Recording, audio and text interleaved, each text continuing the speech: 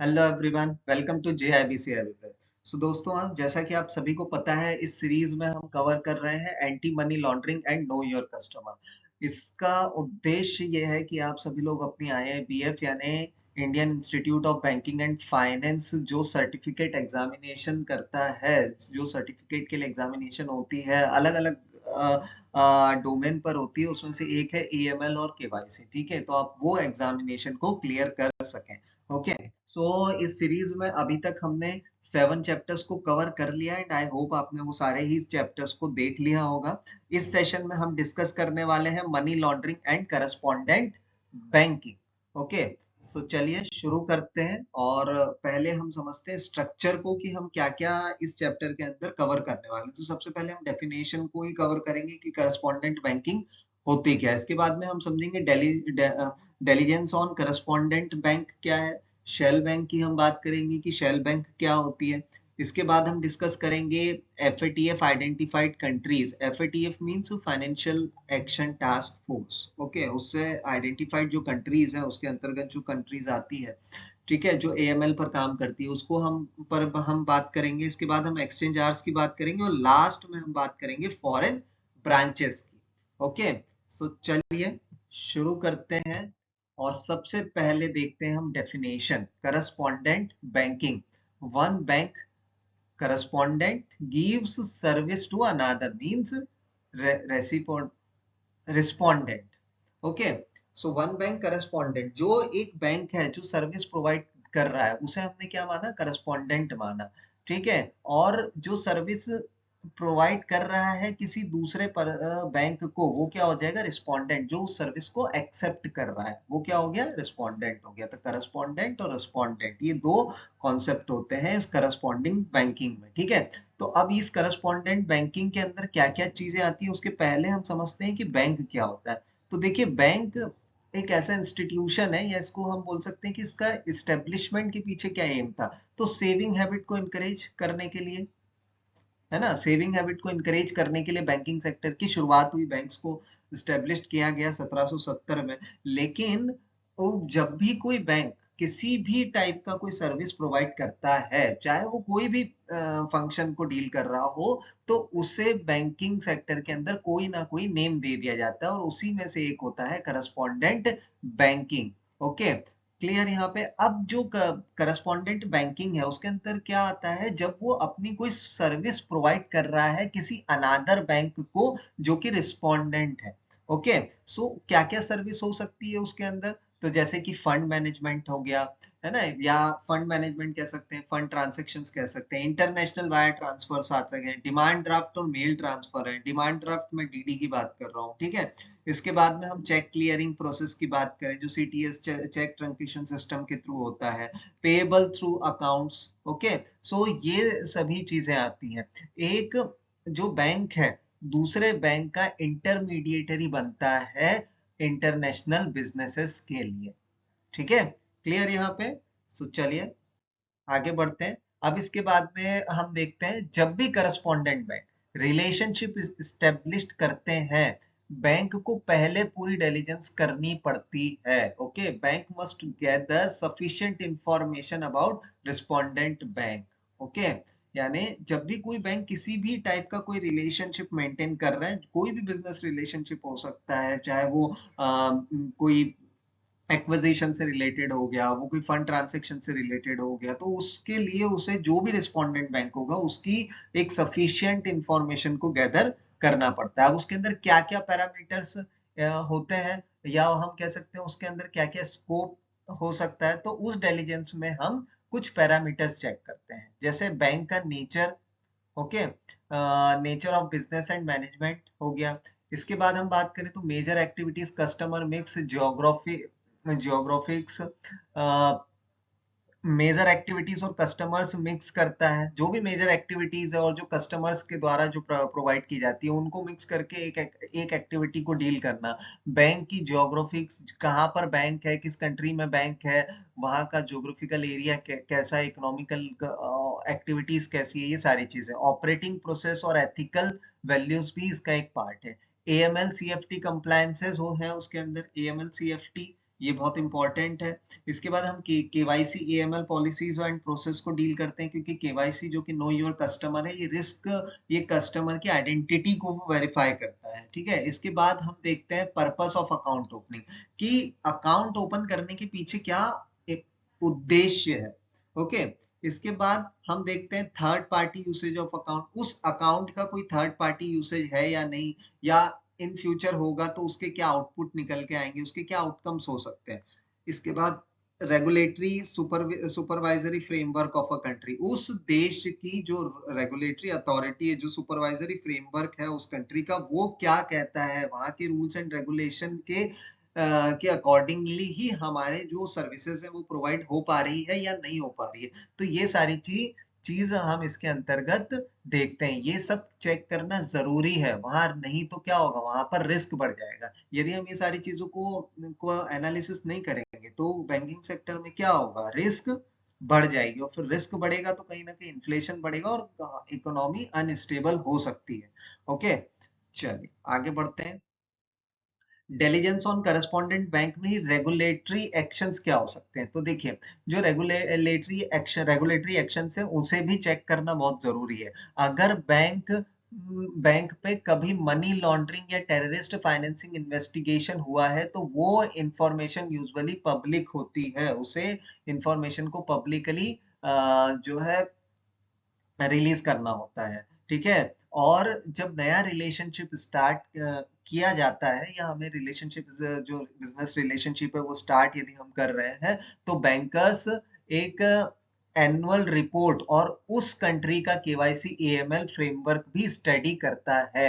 मतलब पहले वेरीफाई करना है, और उसके बाद ही कुछ किसी चीजों को डील करना कंपलसरी है। Study legal regulatory framework of home countries, KYC AML, KYC know your customer, AML anti money laundering, ये दोनों बहुत इंपॉर्टेंट है, क्योंकि हम जो अभी डिस्कशन कर रहे हैं वो एएमएल, जो कि एक प्रिवेंटिव मेजर्स है, इसके अंतर्गत गाइडलाइंस आती है।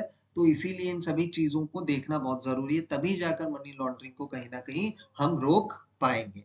ओके, चलिए नेक्स्ट आते हैं इसके बाद पे, रिव्यू ऑफ रिलेशनशिप की बात करें तो अब क्या रिव्यू, तो डिलीजेंस एक बार करके खत्म नहीं होती है, उससे क्या है, बोल सकते हैं ये एक ऑनगोइंग प्रोसेस है, ये बंद नहीं होती, ये चलती रहती, निरंतर चलने वाली है। तो ये एक ऑनगोइंग एक्सरसाइज है, हर साल रिव्यू करना पड़ता है।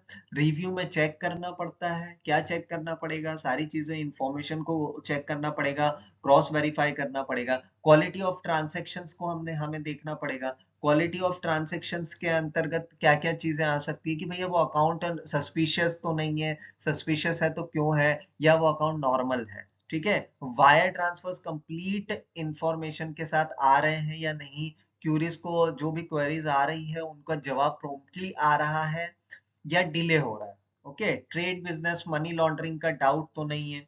ठीक है, तो ये सभी चीजें आपको देखना होगी। Exit relationship if serious concern, ठीक है, यदि जो कोई सीरियस कंसर्न है, कोई बहुत गंभीर मुद्दा है, ठीक है, तो फिर उस सिचुएशन में जो है एग्जिट रिलेशनशिप पर हमें वर्क करना होगा। ओके, क्लियर यहाँ पे। इंडिपेंडेंट ट्रांसैक्शंस ड्यू डिलिजेंस, अब इंडिपेंडेंट ट्रांसैक्शंस ड्यू डिलिजेंस में क्या आएगा, do not rely only on correspondent banks due diligence. Okay, तो यहाँ पर केवल सिर्फ करस्पॉन्डेंट बैंक पे ही भरोसा नहीं करना है, अगर डाउट हो तो सप्लीमेंट्री इंफॉर्मेशन भी मांगनी पड़ती है। क्लियर है, यहाँ पे कोई भी सप्लीमेंट्री इंफॉर्मेशन है तो उसकी डिटेल को लेना भी बहुत ज्यादा जरूरी है। ठीक है, क्लियर है यहाँ पे। चलिए नेक्स्ट आते हैं इसके बाद, shell bank. Shell bank equal to, अब देखिए यहाँ पे क्या लिखा है, shell bank equal to bank incorporated in a country with no physical presence and not linked to a regulated group. Shell bank मतलब क्या है, इसे समझते हैं पहले, फिर बात आगे की बात में करते हैं। शेल बैंक मतलब ऐसा बैंक जिसका अपने कंट्री में कोई फिजिकल प्रेजेंस ही नहीं है। ठीक है, और जो किसी रेगुलेटेड ग्रुप से एफिलिएटेड भी नहीं है।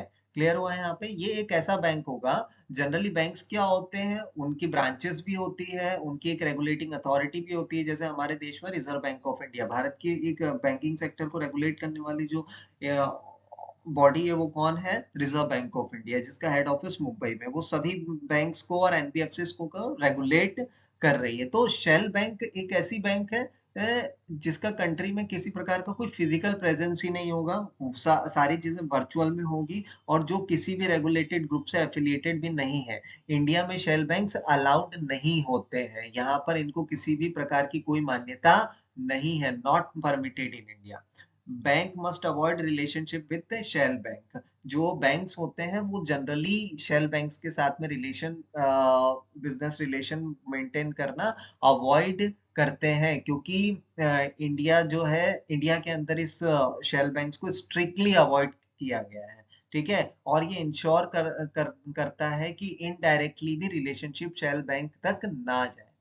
Okay, avoid foreign banks that allow shell banks use to their accounts. Okay, उन फॉरेन बैंक्स को भी अवॉइड करना है जो शेल बैंक्स के साथ के जो अकाउंट्स हैं उनको यूज कर रहे हैं। ओके, सो आई होप आपको क्लियर हो गया होगा कि शेल बैंक होती क्या है और हमारे भारत के अंदर इसको परमिशन क्यों नहीं है। ओके, चलिए आगे बढ़ते हैं। इसके बाद में FATF identified countries exercise caution with respondent bank in countries with poor KYC standard or labeled non-cooperative by FATF। अब ये क्या है तो पहले ये समझ लेते हैं। FATF stands for financial action task force. Okay, कुछ कंट्रीज को नॉन कोऑपरेटिव या हाई रिस्क बोलता है, ठीक है, जहां केवाईसी स्टैंडर्ड वीक होते हैं, है ना, यानी वहां पर प्रॉपरली आइडेंटिटी चेक नहीं की जा रही है।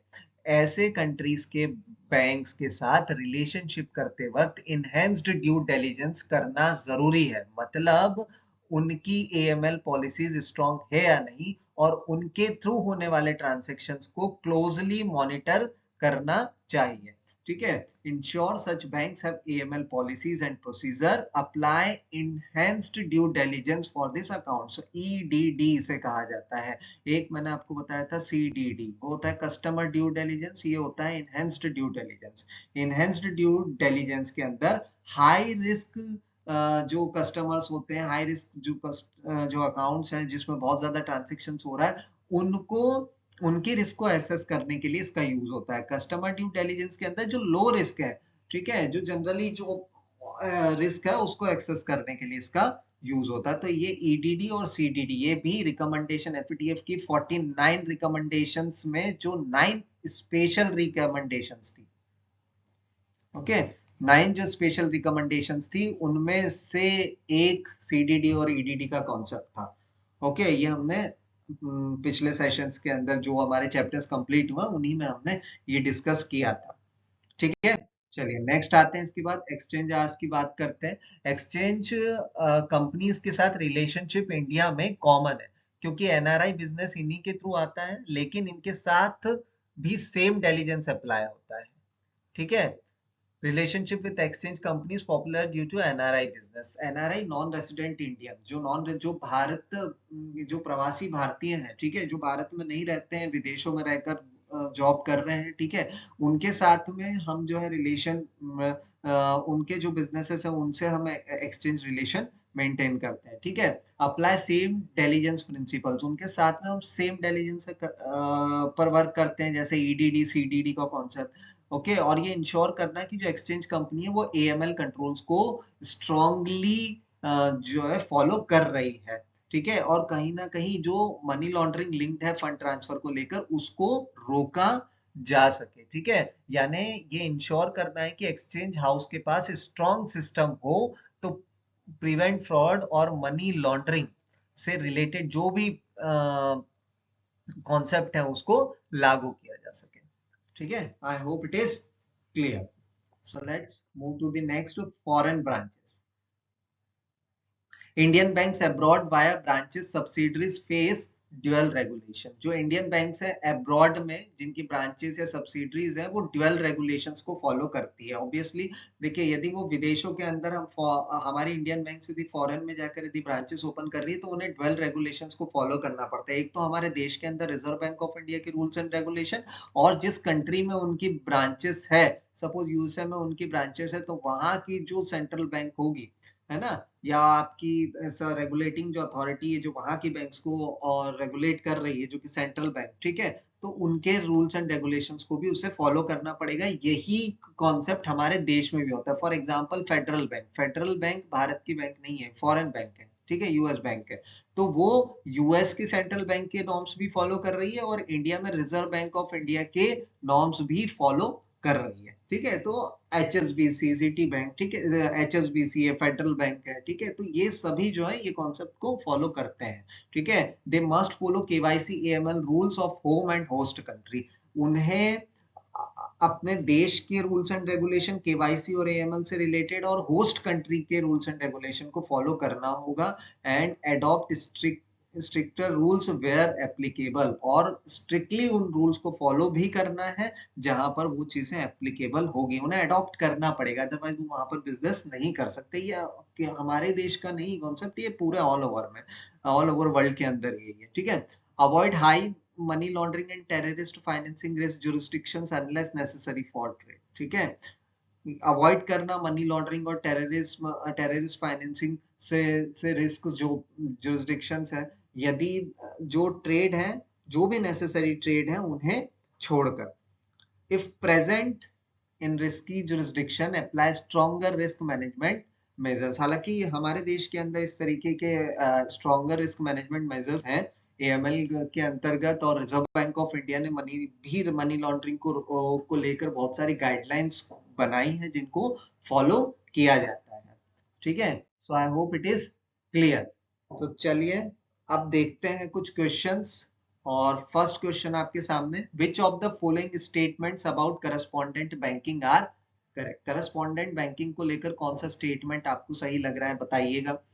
It refers to banking services provided by Indian banks to another. Okay. It always involves domestic banks only. Correspondent banking सिर्फ domestic banking पर में ही involve होती है। थर्ड, सर्विसेज में include wire transfers, demand draft and cheque clearing. इसके अंदर जो services include है वायर ट्रांसफर, डिमांड ड्राफ्ट और चेक क्लियरिंग है। The bank receiving services is called the respondent bank. जो बैंक्स है वो जो सर्विसेज यूज कर रही है वो रेस्पोंडेंट, जो एक्सेप्ट कर रही है वो रेस्पोंडेंट बैंक कही जाती है। So which of the following option is correct, and the correct option is option B 1, 3 and 4।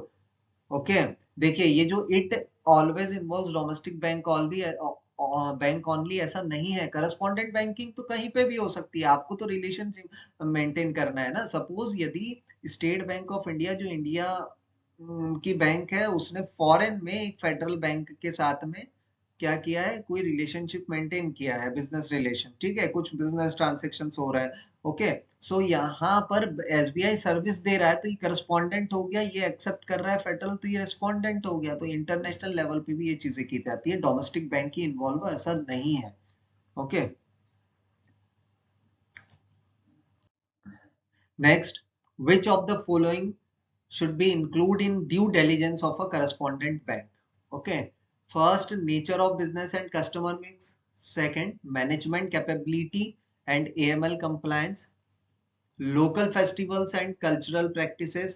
Fourth, geographics covered and business activities. So which of the following options are correct in regard of due diligence of a correspondent bank? चलिए तो देखते हैं answer, and the correct answer is option B 1, 2 and 4। Local festivals and cultural practice ये कोई concept ही नहीं बनता है, ठीक है। तो ये ऑप्शन जो है गलत है, बाकी सभी क्वेश्चंस जो है सभी ऑप्शंस सही है, 1, 2 and 4 are correct. Which of the following are parameters for ongoing review of a correspondent banking relationship?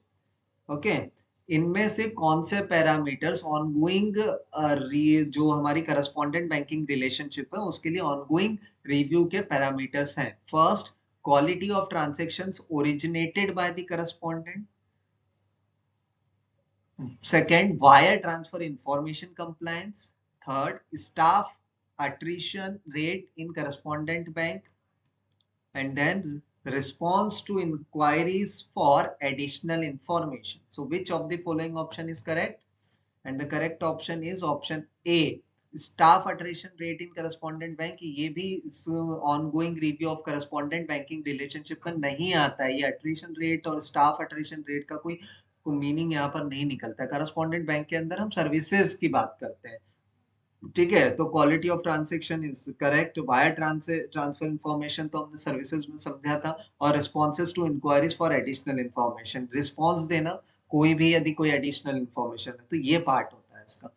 चलिए नेक्स्ट आते हैं इसके बाद में. Which of the following are correct regarding regulatory actions in correspondent bankings? correspondent bankings को लेकर कौन से जो रेगुलेटरी एक्शंस है वो करेक्ट है यहाँ पे. Bank must check publicly available information of MLTF investigation. Second, central banks may publish such information on websites. Third, regulatory checks are optional if the correspondent is a reputed. And fourth, past regulatory actions against the bank is red flag. So which of the following option is correct? And the correct option is option B. Regulatory checks are optional if the correspondent is reputed. ये concept यहाँ पर applicable नहीं है. ये इस regulatory actions के अंतर्गत नहीं आता है. चलिए नेक्स्ट आते हैं. Which of the following are correct about establishing a new correspondent banking relationship? New correspondent banking relationship के स्टेब्लिशिंग को लेकर देखिए स्टेटमेंट कौन सा करेक्ट है. First, review bankers almanac and annual report. Second, study regulatory KYC framework of home country. Third, collect information on local customs of the country. Fourth, assess AML CFT policies. So which of the following options is correct? Option B. Okay. Collect information on local custom of the country. ये इसके अंतर्गत नहीं है. Information on किसी की भी information आपको collect करना होगी. Okay, local custom of the country ये कॉन्सेप्ट यहाँ पर नहीं है एप्लीकेबल. चलिए नेक्स्ट आते हैं. Which of the following are correct regarding independent transactions due diligence. Independent transactions due diligence में कौन सा स्टेटमेंट आपको करेक्ट लग रहा है कि regarding. Okay, so bank must not rely solely on correspondent due diligence. Second, independent verification of suspicious transactions is required. Third, supplementary information may be sought from correspondent. And fourth, persuasion of safety is acceptable if the correspondent is large. So which of the following option is correct? Option A. 1, 2 and 3. Okay, so let's move to the next question.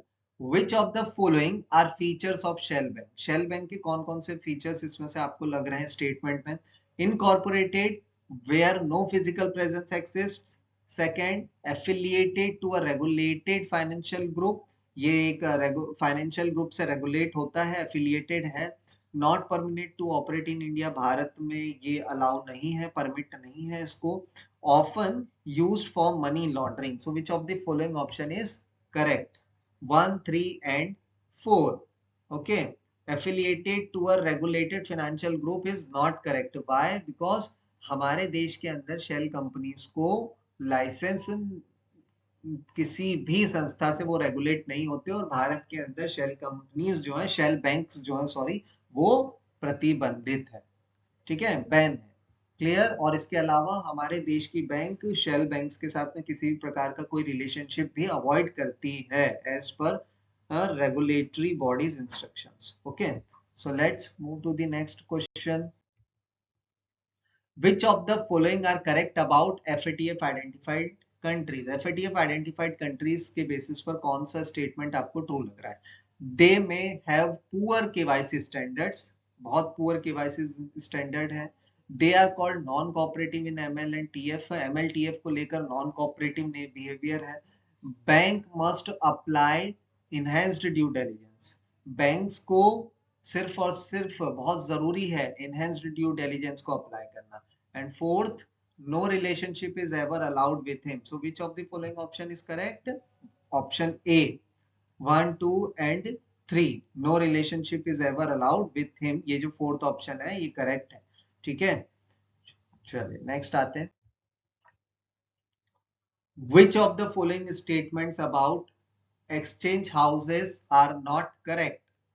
Exchange houses have no relevance to NRI remittance. जो exchange houses हैं उनके पास में कोई ऐसा relevance नहीं है NRI remittance को लेकर।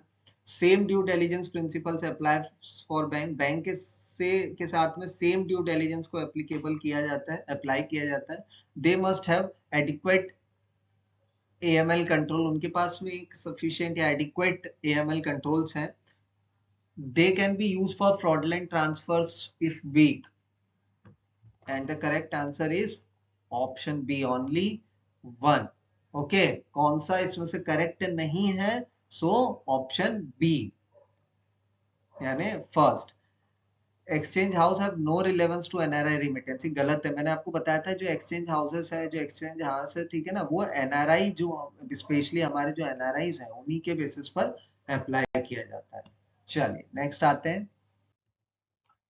Which of the following statements about foreign branches are not correct? Foreign branches को लेकर कौन सा statement correct नहीं है? They are subject to KYC AML regulations of both home and host countries. Second, they should always adopt the stricter guidelines. Third, presence in high risk jurisdictions must always be avoided. And fourth, risk mitigation is necessary if operating in high MLTF area. So which of the following option is correct? And the correct option is only 3. Option C is correct. ठीक है, यानी जो third option है वो correct नहीं है, बाकी तीनों करेक्ट है। वो फॉरेन ब्रांचेस से रिलेटेड है। Presence in high risk jurisdiction must always be avoided, ये नहीं है। उनकी जो प्रेजेंस है वो बहुत ज्यादा जरूरी है, वहां पे उन्हें अवॉइड नहीं किया जाता है। ठीक है, चलिए नेक्स्ट आते हैं इसके बाद। Which of the following statements about due diligence are not correct? Due diligence को लेकर कौन सा statement correct नहीं है? It is one of one-time exercises at the time of establishing relationship. Second, annual review is recommended. Annual review जो है वो recommended है यहाँ पे. Information such as AML compliance and customer mix must be assessed. And fourth, responses to additional queries are important in evaluation. I hope आपने answer निकाल लिया होगा। And the correct answer is option A, only one is not correct. It is a one time exercise at the time of establishing relationship. ये बिल्कुल गलत है। Time to time आपको बहुत सारे पैरामीटर्स को फॉलो करना पड़ता है। बहुत सारे पैरामीटर्स होते हैं। केवाईसी एएमएल गाइडलाइंस हो गया, इसके बाद में हमारे ईडीडी सीडीडी के कॉन्सेप्ट हो गया, और ये एक्सरसाइज रेगुलर कंटिन्यूस चलती रहती है। तो ये एक वन टाइम एक्सरसाइज नहीं है। Okay, So next question, which of the following statements about shell banks are not correct? Shell banks को लेकर कौन सा statement correct नहीं है? They are permitted in India if registered properly. यदि वो प्रॉपरली रजिस्टर्ड होगी तो उन्हें भारत के अंदर जो है परमिट किया जाएगा। They usually have no physical presence. Usually इनका कोई फिजिकल प्रेजेंस नहीं होता है। They can be affiliated with unregulated groups. ये एक अनरेगुलेटेड ग्रुप्स के द्वारा एफिलिएट की जाती है। Bank must avoid relationship with them. Bank जो इनसे रिलेशनशिप मेंटेन करना अवॉइड करती है। So which of the following option is correct? And the correct option is 1 and 3. Okay, the first and third. They are permitted in India if registered properly. ये बिल्कुल गलत है। उनको यहाँ पर परमिट किया ही नहीं जाएगा। शेल बैंक यदि है तो वो यहाँ पर किसी प्रकार से उनको एफिलिएशन नहीं दिया जा सकता। और third, they can be affiliated with unregulated groups, ये भी गलत है। वो किसी भी अनरेगुलेटेड ग्रुप्स हो गया, रेगुलेटेड अथॉरिटीज हो गया, इससे एफिलिएटेड नहीं होती है।